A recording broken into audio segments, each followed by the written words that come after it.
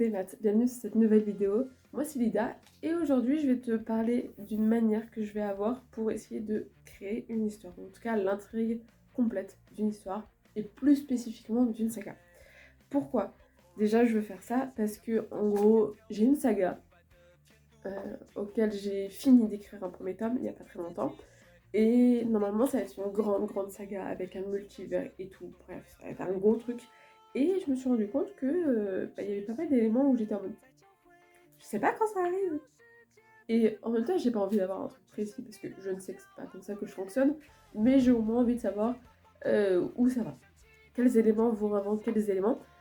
Et du coup, pour essayer de remédier à ça, je vais utiliser ça. Voilà. Tout simplement des post-it où je vais essayer de marquer des éléments. Et après, faire des choses qui vont en découler. Donc, globalement, c'est ça. Et il faut savoir que c'est très rare, entre guillemets, que j'utilise cette méthode. Mais là, je sentais que j'avais besoin de mettre à plat ce que je devais faire. Parce que j'étais perdue. Et surtout que j'ai envie d'écrire une histoire. Et j'ai envie d'écrire une histoire en lien avec ma saga.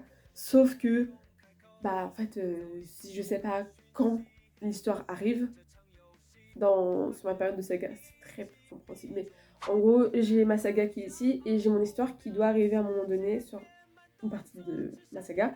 Mais je ne savais pas quand ça a commencé, etc. Donc c'est problématique parce que ça peut avoir un impact.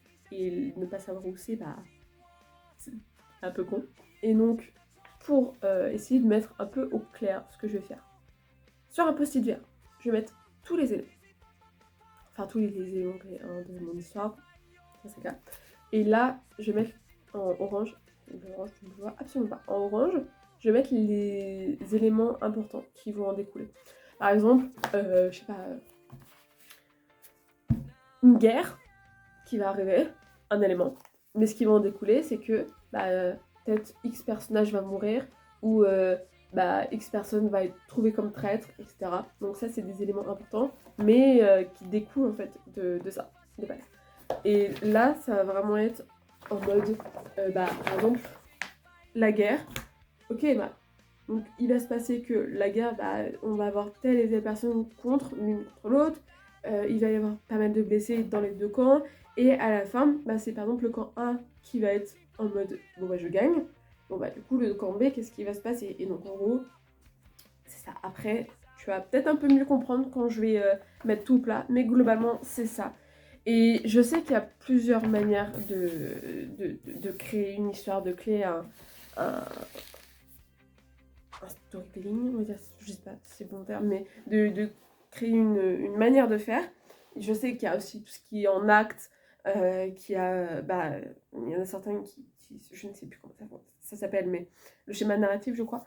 Mais pour ma saga, j'avais envie vraiment d'être concise, parce que je veux pas en fait être précise en mode dans ce tome là il se passe ça, dans le tome là. Non, ça va me saouler de prévoir spécifiquement ce qui va se passer. Mais du coup, à la place, j'ai besoin de voir un peu la grosse trame de ce qui va se passer.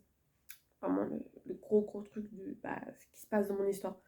J'ai déjà commencé un peu hier, j'étais en train de tout marquer, ça s'est effacé. Voilà, j'avais le seum. J'ai vraiment bien le seum, mais c'est pas grave, du coup aujourd'hui j'essaie de faire ça le plus tôt possible pour pouvoir éviter d'oublier tout ce que je me suis dit. Et donc voilà, là ça va être la petite partie un peu plus longue, parce que du coup il va falloir que je mette tout au propre, globalement. Allez, c'est parti.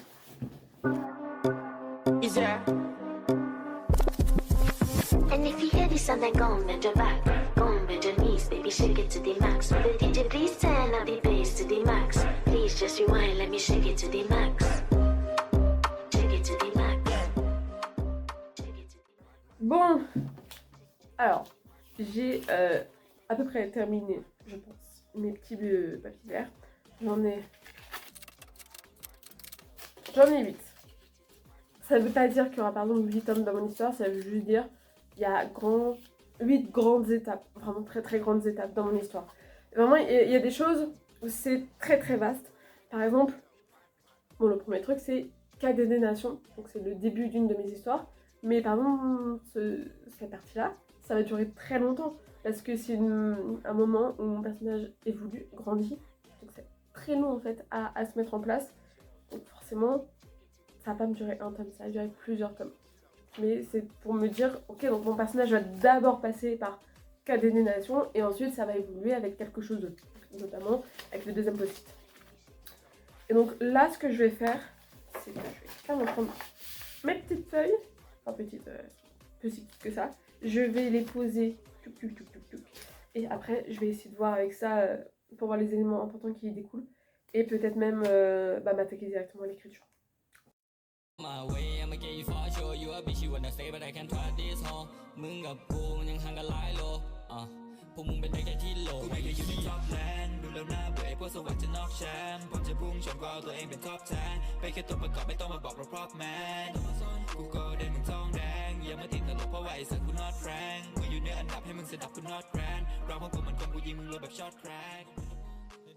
Bon, et ben après peut-être bien 1 heure, un peu moins, on va pas déconner, j'ai normalement fini la première partie. Parce que en gros, je n'ai clairement pas fait certaines pages parce que je n'ai aucune idée de ce qui va vraiment se passer dans l'histoire. Donc du coup, je me suis concentrée sur certains endroits où j'en sais un peu plus. Et pour expliquer donc comment j'ai fait, donc j'essaie d'imaginer au maximum une histoire sans rentrer dans les détails. J'ai essayé de me dire, ok, donc pour arriver à la fin, quelles sont les grandes étapes dans lesquelles mon personnage va arriver. Par exemple, si je prends Hunger Games, première étape, c'est on la voit dans son district en mode chill. Ensuite, l'étape, c'est l'étape du recensement, puis les jeux, puis même si je spoil, c'est pas grave, mais donc puis les jeux, ensuite il y a le retour, ensuite il y a de nouveau les jeux, ensuite il y a la rébellion, et il y a la fin. Globalement, en tout cas dans mon souvenir, c'est globalement ça. T'as 7 grandes étapes pour toute la saga. J'en oublie peut-être, sûrement. Mais en tout cas, c'est ça les grandes 7 étapes. Et donc c'est comme si là je redécoupais pareil, les grandes 7 étapes avec le petit vert. Ensuite, le orange, pour moi, c'est comme si je disais, par exemple, pour les deuxièmes Hunger Games, et Katniss va être séparée, Katniss va être blessée, elle va être... Enfin, il y a beaucoup de morts. C'est des anciens personnages. En gros, ça serait dans mon truc comme ça, globalement. Et après, ce que j'ai écrit là, tu ne vas pas forcément voir, mais ici, qui est un peu plus précis, si je puis dire, c'est par exemple, Katniss va au début de la...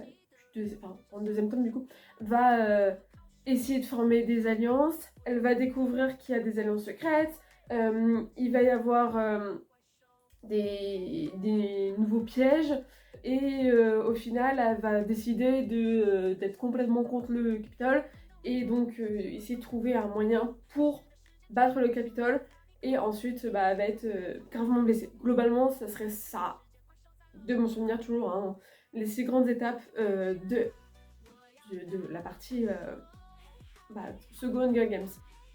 Et donc ça, ce serait ce que j'aurais pu marquer là comme ça en noir. C'est pas, comme je dis, chapitre par chapitre, c'est globalement ce qui va se passer. Là, c'est ce qui va se passer dans le tome 2, mais par exemple, moi, là, c'est... par exemple, Cadet des Nations, comme je l'ai dit, ça va pas durer un seul tome, ça va durer plein de tomes où on va voir mon personnage évoluer en fait petit à petit en étant Cadet des Nations. Et donc c'est vraiment cette partie-là qui va être globalement importante parce que là, par exemple, j'ai marqué, elle va rencontrer Tatata, elle saura qui va être ses ennemis, globalement, je te dis ce qui va se passer, donc qui va être ses ennemis, elle va retourner à certains endroits, elle va devenir plus forte parce qu'elle va se passer ça, et globalement c'est ça, j'ai mis que 4 points, mais ces 4 points, ils vont me suivre tout au long de mes tomes, et après, une fois que ça va être globalement fini, et je vais pouvoir reprendre ça, et c'est là où je suis plus précise, où je suis même pas sûre d'avoir pris bon. Mais globalement, c'est là où je vais marquer, dans le tome 1, et ben, il va se passer ça, ça, ça, ça, ça. Ou bah, pour cadet des nations, ça va être ça les grandes étapes, ça va être ça les grandes missions qui vont se dérouler. Et voilà.